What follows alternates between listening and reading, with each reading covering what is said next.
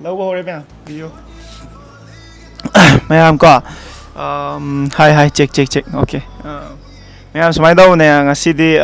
một Ranibala cái năm đầu quý này nè có. Ado mấy em nung khang bây giờ mai video anh lôi nam mẹ có. Anh lôi nam mẹ mỗi team nghe lôi nam mẹ. Aduna ai cái video đó ai focus kia tao bung am rêu có. Mỗi tao ngay đó. Som mating pang na ni cham na ko ado mayam ngasi gi video sidi yam nungai ga da video mane Ranibala da ai pickup line am taw gani ko pickup line me am sida mana pickup line rating taw gani hadi point one ne ten mong da kya pining pickup line phaza bagi hadi mana pen bado mana thamoi na pen bado one ne ten mong da kya pen bi ado mana ko so taw bane ado haura gi ko kano ay nang ming ka or kariba kari nang ming ka or kariba pickup line ne oh Ranibala mo to video ne sige video akta ne sida is dai na hairak pokholak pada amta thaja gano oh ya ko pare haura ko kay ming ba nang ito Ranibala mo to yam luye nang ming je asim hot nungsiben ka or ya ba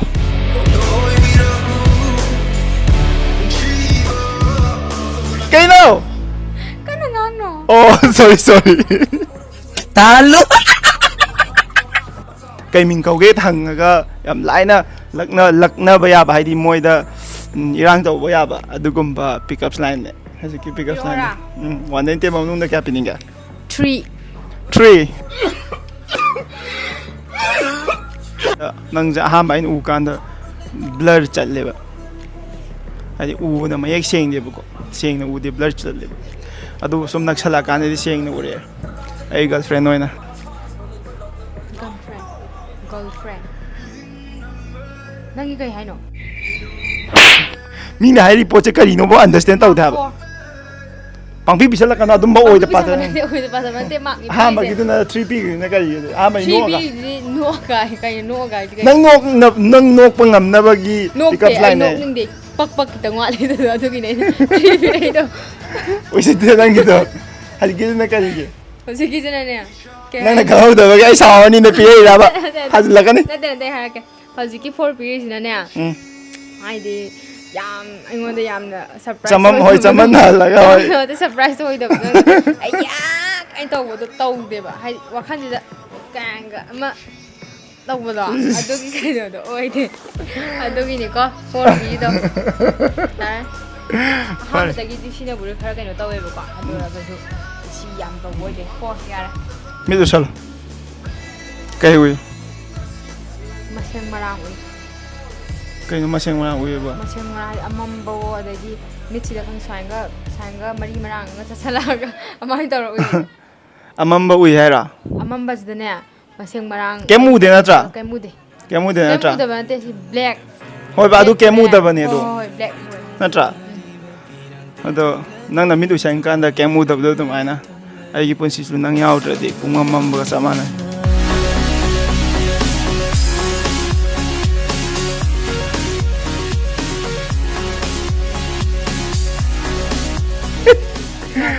hoi kya pininga 7 okay thank you she want me mayam akhoi 12 loiraga graduation loiraga akhoi kedodoi no khangda na leibasing officer choso bodi oiningba defense force ta adu kamaina oini khangdaba mayam gidamakta aina ngasidi nungai pa om puraga lai madudi abigan academy haiba academy sina akhoi NDS CDS amadi SSB na chingbe exam kya thawa matamda abigan academy haiba academy sina akhoi bu guidance pibiraga akhoi takpi tamiraga akhoi buna yawningi ba potu yawboda mateng pama ngamgani masida online and offline class animak loinamak lei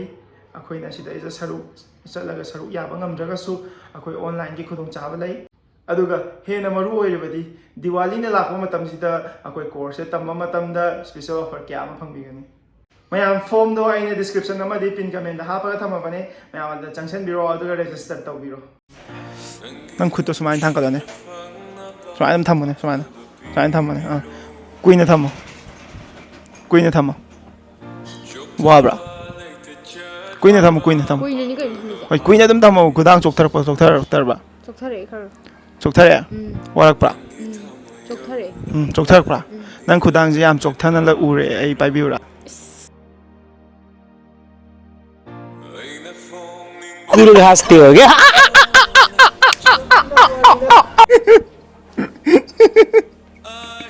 3 kaigino aduguma pickup line sum funny oiba funny plus romantic oiba siguma pickup line da kaigino ling piri se 3 ai romance aba mi nate. sorry ai ji pickup line tong man na kaw bai di kaw re di sum season da bai tar ko pickup line hana di pickup video da pickup line am taw ni ni pi da hana di am khangam bane ba ado hansiti khadi kaw Tingina ba malai giri. nati maya adum bai kem nati ai na ne nupilak na bai content je Nupilak na bai content mo mo sang nga ta ko. nupilak na bai content di ade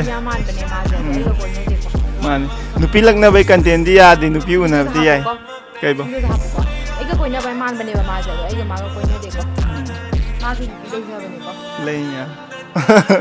aseng hai ge mayam do hai do ke ngasi di mai nupi do adu na ne ma public ki nupi da shot to video number ya de ai seng hai bi ge engon du nga nga khra ba mai nupi da ai ga video na mina ba gi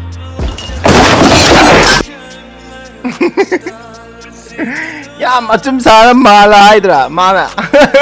kem ta dum balai te ma'am ai kem ta dum balai te girlfriend ju lai te kem lai me mai nupi lai bin ha ju nai girlfriend ju lai te man so hai jalen nang mai blai ta ra ai girlfriend lai te lai blai ta ra nangi girlfriend lai bra nangi boyfriend lai bra ai boyfriend lai ai gi girlfriend lai aduni adun fai koina nu pina tamina mamde koina nu pina tamina yam phaja pickup line tawsaluraga mo ngau gi ni me ngonda nang ngau hallura ha ngau phalo ni se pickup line ni ko ain tawise ngonde mo kai ni nang yengi da nangi nakoi wai kari wai ai mi chidengo mi chana mengo nusiba power kani da mio pickup line क्या hope नहीं haji ki da zero namai da tangkai am lolo namai da tangkai am kum kai no hong bai da tangkai am tang ying is namai sa pulling to pa mu ve credit goes to akoi bro tinku magi pickup line asigi pickup line ni am nok ningi bai tare aina am na satisfy hoyi ba pickup line bai tare mangonda ai nang do kai ba kingsan yumnak ti angom kingsan angom ko ai min di kai ranibala yumnak ti mutum nang na khoi do ma di nang yumnak ti kai ai na ong do ra da nang na ong do ra khoi do nga adi kai gum de nang na khoi do nga adi nang yumnak ti kai hoi de nupa gi de siloi nupi ga ta tra sin do cha ado nang na khoi do nga adi kai hoi nang yumnak ti kai hoi ante oh adu di kai no ado isu ne ai ti pick up line ne ko okay nang na khoi do nga adi nang yumnak ti kai no akoi dang mo do moi ta mi kai no akhoi do ongak toy nang je khoi do ongak toy ba nupa na ong ba yaroi ongak toy ba do yawan in ba yo di ong mo ti yawan in ba ida na khoi de le adi nang je kai nang yumnak ti kai ango do moi ni nupa ge de kingsan mu tu mo de na tra kai yo de ba nang akhoi do lai de na tra khoi do ong de na tra nupa mayum nupi mayum nupa mayam lei ba lei je moi am ta adu ya da bane adu nupa na nupi mem da lai ra ga di nupa yum nak on ka da bane na tra nang pick up line ji ya di ai ajo ai no halla ba nang pick up line no han ba dinga me nang ai ga sumai nai min na ga kem ki de ki de ta no ai ja hing de am sathi nu pa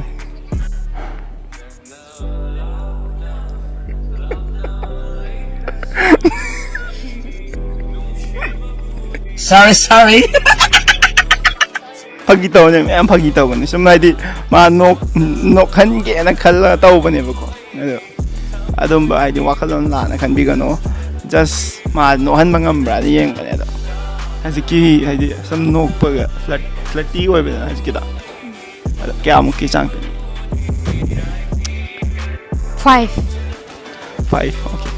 Ranibala ꯍꯥꯎ ꯅꯨꯡꯁꯤꯕꯤ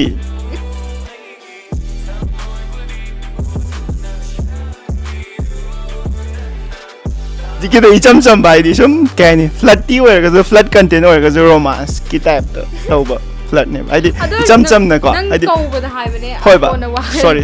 ꯍꯣꯏꯕ ꯃꯤ ꯑꯃꯗꯅꯦ ꯍꯥꯏꯗꯤ ꯁꯨꯝ ꯑꯩꯈꯣꯏꯅ ꯈꯪꯅꯗꯕ ꯃꯤ ꯑꯃ ꯑꯣꯏꯔꯒꯁꯨ ꯃꯤ ꯃꯃꯤꯡꯒ ꯀꯩ ꯃꯤꯡ ꯀꯧꯒꯦꯒ ꯍꯪꯉꯦꯅꯀꯣ ꯑꯗꯨꯒ ꯑꯗꯒꯤ ꯅꯪꯅ ꯃꯤꯡꯒꯗꯣ ꯀꯧꯁꯜꯂꯛꯑꯦꯅꯀꯣ ꯃꯥꯏ ꯃꯤꯡꯗꯣ ꯑꯃꯨꯛ ꯀꯧꯁꯜꯂꯒ ꯈꯨꯝꯃꯛꯑꯦꯅ ꯃꯥ ꯐꯖꯅ ꯈꯨꯝꯃꯛꯄꯩꯗꯨꯗ ꯅꯨꯡꯁꯤꯕꯤ ꯀꯥꯏꯅ ꯀꯧꯕꯁꯦ ꯅꯨꯄꯤꯗꯣ ꯍꯔꯥꯎꯔꯣꯏꯗꯕ꯭ꯔꯥ ꯍꯥꯏꯗꯤ ꯏꯀꯥꯏꯔꯣꯏꯗꯕ꯭ꯔꯥ ꯏꯀꯥꯏꯅꯤ ꯀꯣ ꯅꯨꯡꯁꯤꯕ ꯑꯃꯁꯨ ꯄꯣꯛꯑꯣꯏꯗ꯭ꯔꯥ ꯈꯪꯗꯦ ꯅꯨꯡꯁꯤꯕꯗꯤ ꯄꯣꯛ ꯍꯥꯏꯗꯤ ꯅꯨꯡꯁꯤꯕ ꯑꯃ ꯍꯥꯏꯗꯤ ꯏꯀꯥꯏ ꯅꯨꯡꯁꯤ ꯌꯥꯅꯕꯒꯨꯝꯕ ꯑꯗꯨꯃꯥꯏꯅ ꯍꯣꯏ ꯈꯤꯇꯪ ꯄꯣꯛꯀꯅꯤꯀꯣ ꯑꯥ ꯃꯁꯤꯅꯤ ꯐ꯭ꯂꯠ ꯇꯧꯕ ꯍꯥꯏꯁꯦ ꯑꯩꯅ ꯁꯤꯁꯦ ꯁꯨꯃꯥꯏꯅ ꯀꯜꯂꯦꯕꯀꯣ ꯅꯪꯒꯤ ꯌꯥꯗ ꯁꯨꯃꯥꯏꯅ ꯇꯧꯔꯒ ꯅꯪꯉꯣꯟꯗ ꯁꯨꯃꯥꯏꯅ ꯄꯤꯊꯛꯑꯦꯕꯀꯣ ꯀꯣ ꯎꯁꯤꯠꯇꯔꯦ ꯅꯪꯒꯤ ꯇꯥꯏꯞꯇ ꯁꯨꯃꯥꯏꯅ ꯄꯤꯊꯛꯑꯦꯕꯀꯣ ꯍꯣꯏ ꯑꯗꯣ ꯑꯩꯅ ꯅꯪꯉꯣꯟꯗꯒ ꯇꯧꯔꯤꯁꯦ ꯀꯩꯒꯤꯅꯦꯅ ꯈꯜꯂꯤ ꯑꯩ ꯅꯨꯡꯁꯤꯕꯒꯤ ꯅꯪ ꯅꯨꯡꯁꯤꯕꯩ ꯅꯠꯇꯦ ꯚꯤꯗꯤꯑꯣꯒꯤ क्या वो भी नहीं है क्या वो भी नहीं है किसी का फगी की पिकअप लाइन ꯐꯥꯒꯤꯒꯤꯗꯀꯣ फगी पिकअप ꯑꯗꯨ लाइन ꯑꯣꯏꯔꯗꯤ ꯑꯩ thank you so much my command ꯉꯥꯏꯈꯣ ꯃꯥꯏ ꯀꯃꯦꯟꯗ ꯊꯤ ꯈꯣꯡꯕꯤꯔꯛꯀꯅꯨꯀꯣ ꯃꯌꯥꯝ ꯑꯩ ꯌꯥꯝ ꯏꯀꯥꯏꯖꯩꯕ ꯑꯩꯔꯣ ꯉꯥꯡꯗꯣꯏꯁꯦ ꯅꯪꯂꯣ ꯅꯠꯇꯦꯕ ꯃꯈꯣ ꯐꯖꯅ ꯁꯦꯝꯈꯤꯒꯦꯕ ꯑꯣꯀꯦ ꯑꯩꯔꯣ ꯅꯪꯂꯣ ꯑꯩꯉꯣꯟꯗ ꯌꯥꯝ ꯊꯤ ꯉꯥꯡꯕꯤꯔꯛꯀꯅꯨ ꯃꯥꯏ ꯀꯃꯦꯟꯗ ꯃꯥꯏ ꯚꯤꯗꯤꯑꯣꯗ ꯌꯥꯎꯔꯤꯅꯦ ꯑꯗꯣ ꯃꯥꯒ ꯑꯩꯒꯅꯃꯛ ꯚꯤꯗꯤꯑꯣꯗ ꯃꯥꯏ ꯀꯃꯦꯟꯗ ꯑꯩꯉꯣꯟꯗ ꯊꯤ ꯉꯥꯡꯕꯤꯔꯛꯀꯅꯣꯕ ꯃꯌꯥꯝ ꯌꯥꯔꯒꯗꯤ ꯔꯥꯅꯤꯕꯂꯥꯗ ꯉꯥꯡꯕꯤꯔꯅꯨ ꯑꯩ ꯈꯥꯡꯕ ꯂꯥꯛꯄ ꯉꯝꯗ꯭ꯔꯦ ꯊꯦꯡꯛ ꯌꯨ ꯁꯣ ꯃꯆ ꯃꯌꯥꯝ ꯐꯥꯒꯤ ꯇꯧꯕꯅꯦ ꯑꯗꯣ ꯁꯨꯝ ꯑꯦꯟꯇꯔꯇꯦꯟꯃꯦꯟꯒꯤ ꯉꯥꯏꯍꯥꯛꯇꯪ ꯉꯥꯏꯍꯥꯛ ꯑꯦꯟꯇꯔꯇꯦꯟ ꯇꯧꯅꯕꯅ ꯇꯧꯖꯕꯅꯦ ꯃꯌꯥꯝ ꯀꯣ ꯑꯩꯈꯣꯏꯅ ꯁꯤꯗꯩꯁꯤꯗ ꯉꯥꯡꯈꯤꯕ ꯈꯣꯠꯈꯤꯕꯗ ꯁꯣꯏꯈꯤꯕ ꯌꯥꯎꯔꯒꯁꯨ ꯑꯗꯣ ꯃꯇꯨꯡ ꯇꯥꯕ ꯚꯤꯗꯤꯑꯣꯗ ꯑꯃꯨꯛ ꯃꯌꯥꯝ ꯀꯣ ꯃꯥꯒ ꯅꯨꯡꯉꯥꯏꯕ ꯚꯤꯗꯤꯑꯣ ꯑꯃꯃꯨꯛ ꯄꯨꯔꯛꯄ ꯉꯝꯕ꯭ꯔꯥ ꯌꯦꯡꯒꯦ ꯃꯌꯥꯝꯗ ꯉꯁꯤꯒꯤꯗꯤ ꯂꯣꯏꯁꯤꯟꯖꯔꯒꯦ ꯕꯥꯏ Bye. Sorry.